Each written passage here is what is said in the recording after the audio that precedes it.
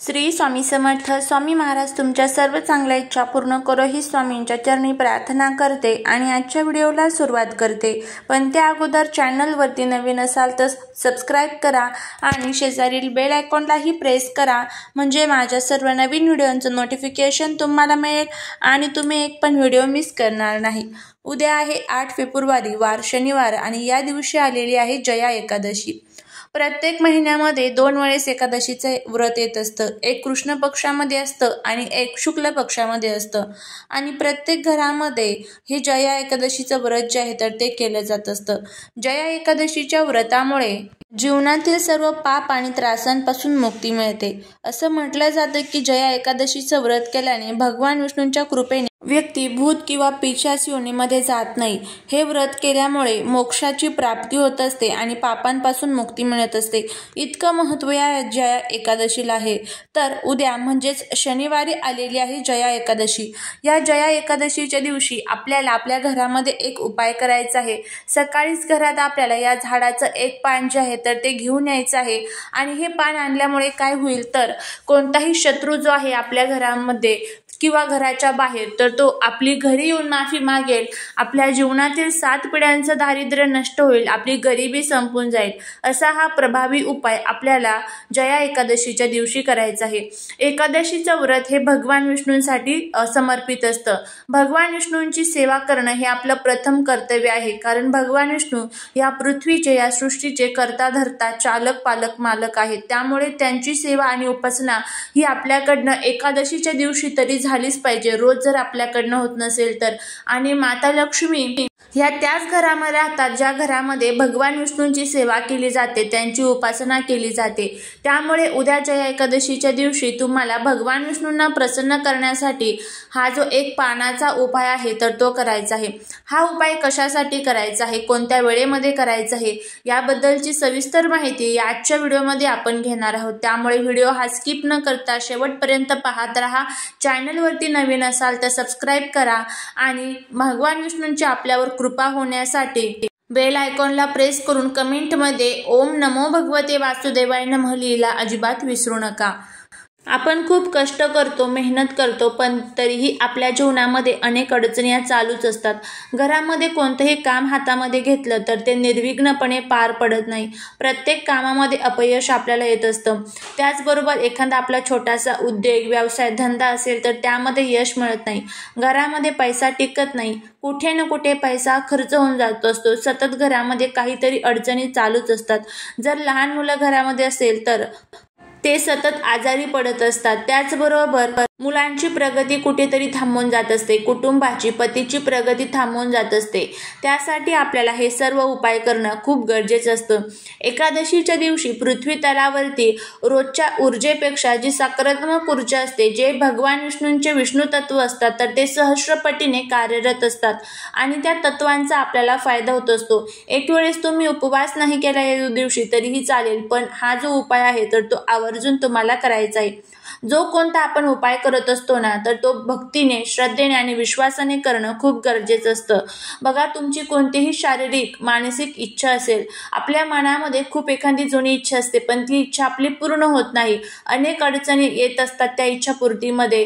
त्याचबरोबर घरामध्ये आपल्याला सतत नवरा बायकोमध्ये भांडणं होत असेल, त्याचबरोबर घरामध्ये काहीतरी नकारात्मक शक्ती तुम्हाला जाणवत असेल, आलेला पैसा हा घरामध्ये टिकत नसेल, लक्ष्मी ही घरामध्ये स्थिर नसेल, तर आपल्याला त्यासाठी तुमची जी काही इच्छा असेल, कर्जमुक्ती असेल, नोकरी प्राप्ती, प्रमोशन, जी काही तुमची इच्छा असेल तर तिथे तुम्हाला हा जो उपाय आहे तर तो करायचा आहे. तर कोणत्या झाडाचं पान आपल्याला आणायचं आहे याची आपण माहिती घेऊया. पण माता लक्ष्मीची तुमच्यावर कृपा होण्यासाठी कमेंटमध्ये जय माता लक्ष्मी लिहिला अजिबात विसरू नका. तर काय करायचं आहे, या दिवशी एकादशीच्या दिवशी तुम्हाला सकाळी लवकर उठायचं आहे. स्वच्छ आंघोळ करायची आहे. आंघोळीच्या पाण्यामध्ये थोडीशी हळद टाकून आंघोळ करायची आहे. त्यानंतर आपली रोजची जी घरातील देवपूजा असते ना तर ती करून घ्यायची आहे. आणि सकाळी 11 वाजायच्या अगोदरच तुम्हाला हा जो उपाय आहे तर तो करायचा आहे. आता जर तुम्हाला सकाळी 11 वाजायच्या अगोदर हा उपाय करणं शक्य नसेल तर मग तुम्ही संध्याकाळी 4 ते 5चा जो कालावधी असतो या कालावधीमध्ये देखील तुम्ही हा उपाय करू शकतात. आपल्या अवतीभोवती अनेक प्रकारची झाडं असतात आणि या झाडांमध्ये एक प्रकारची दैवी शक्ती असते। आपण वेगवेगळ्या प्रकारच्या झाडांची पूजा करतो कारण आपल्या धर्मग्रंथांमध्ये त्या झाडांना एक वेगळ्या प्रकारचं स्थान देण्यात आलेलं आहे। त्यामध्ये साक्षात परमेश्वर निवास करत असतो आणि ह्या दैवी शक्ती आपल्यासाठी खूप त्यावेळेस उपयोगी होत असतात। तर आता बघा, आपण पिंपळाची, वडाची, त्याचबरोबर बेलपत्रीची, आवळ्याच्या झाडाची अशा अनेक प्रकारच्या झाडांची आपण पूजा करत असतो। वास्तुशास्त्रामध्ये झाडांना विशेष महत्त्व दिलं जातं। आपण घरामध्ये अनेक प्रकारची झाडं लावत असतो। अशाच पद्धतीचं जे एक झाड आहे ते म्हणजे मनी प्लांट। प्रत्येकाच्या घरात शक्यतो करून मनी प्लांटचं जे पान आहे किंवा झाड आहे तर ते असतंच।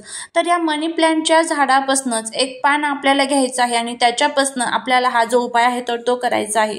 मनी प्लांटला फेंगशुई शास्त्रामध्ये अनन्यसाधारण महत्त्व देण्यात येतं।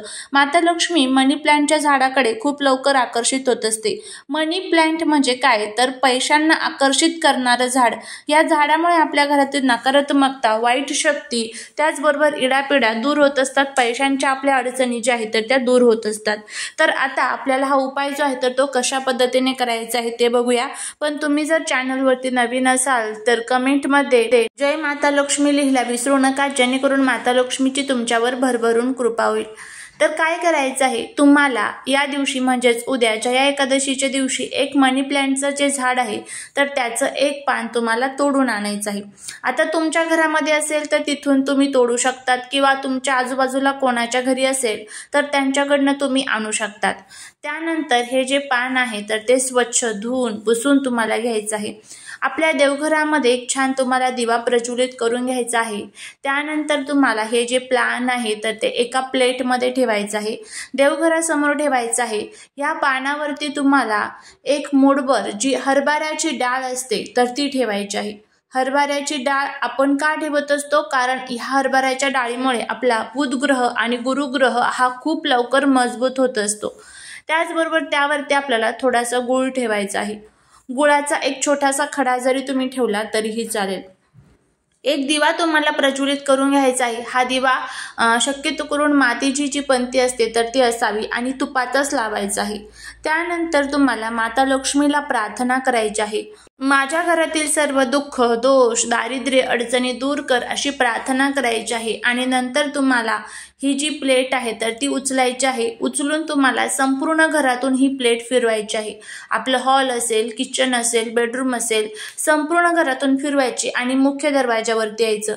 मुख्य दरवाजावरती आल्यानंतर आपल्या उजव्या हाताला खाली ही प्लेट जी आहे तर ती आपल्याला बाहेरच्या साईडला ठेवायची आहे, आपल्या उजव्या हाताला। तो दिवाही तुम्हाला जो आहे तर तो घेऊन यायचा आहे आणि तिथे तुम्हाला त्या प्लेट जवळ ठेवायचा आहे। त्यानंतर तुम्हाला माता लक्ष्मीला तिथे प्रार्थना करायची आहे आणि संध्याकाळी 4 वाजेपर्यंत हे जे पान आहे तर तिथेच ठेवायचं आहे। नंतर संध्याकाळी 4 नंतर दिवा जो आहे तर तुम्ही घरामध्ये यूज करू शकता। आणि 4 नंतर तुम्हाला काय करायचं आहे, हे पान, त्याचबरोबर जे हरभऱ्याची डाळ आहे ती आणि गूळ, हे सर्व साहित्य उचलायचं आहे आणि उचलून तुमच्या आजूबाजूला जिथे कुठे गाय असेल त्या गायीजवळ जायचं आहे। गायीला सर्वात प्रथम हळदी कुंकू अक्षदा अर्पण करायचे आहे आणि हे जे सर्व साहित्य आहे तर ते गायीला खाऊ घालायचं आहे। खाऊ घालत असताना तुम्हाला तुमच्या मनातील जी काही इच्छा असेल, कर्जमुक्ती, दुःख, दारिद्र्य, दोष दूर करणे, त्याचबरोबर तुमच्या घरामध्ये असणारी नकारात्मकता दूर करणे, अशा अनेक ज्या काही तुमची इच्छा असेल, नोकरी प्राप्ती संबंधित, मुलांच्या संबंधित, ती इच्छा तुम्हाला तिथे व्यक्त करायची आहे। माता लक्ष्मी आणि 33 कोटी देवी देवता हे साक्षात गायीमध्ये निवास करत असतात। आपल्या घरातली जी काही अडचण आहे तर ती आपण जर हे सर्व खाऊ घालत असताना गायीला जर सांगितली तर नक्कीच आपली ती जी काही इच्छा आहे तर ती पूर्ण होईल। तर अशा पद्धतीने आपल्याला हा जो उपाय आहे तर तो करायचा आहे। तुम्ही करून बघा, नक्कीच तुम्हाला त्याचा अनुभव येईल। झालेली सेवा ही महाराजांच्या चरणी रुजू करते। व्हिडिओ आवडल्यास लाईक, शेअर, सबस्क्राईब करा। श्री स्वामी समर्थ।